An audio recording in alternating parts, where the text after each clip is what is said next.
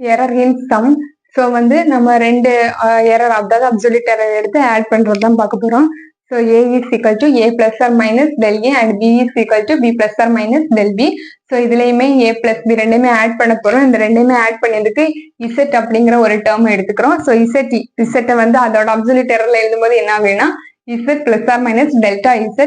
So z plus or minus del z is equal to a யோட value plus b யோட value. So என்ன பண்ணீங்க அப்படின்னா ரெண்டையுமே a டேர்ம் b டேர்ம் சேர்த்து எழுதுறோம். டெல் டேர்ம் அதாவது அப்சல்யூட் எரர் டேர்ம் தனியா சேர்த்து எழுதிக்கிறோம்.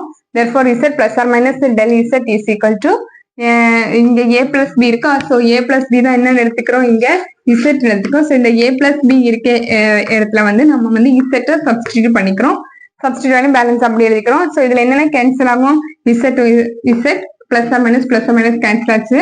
பேலன்ஸ்ல இருக்கும் del z is equal to del a plus or minus del b.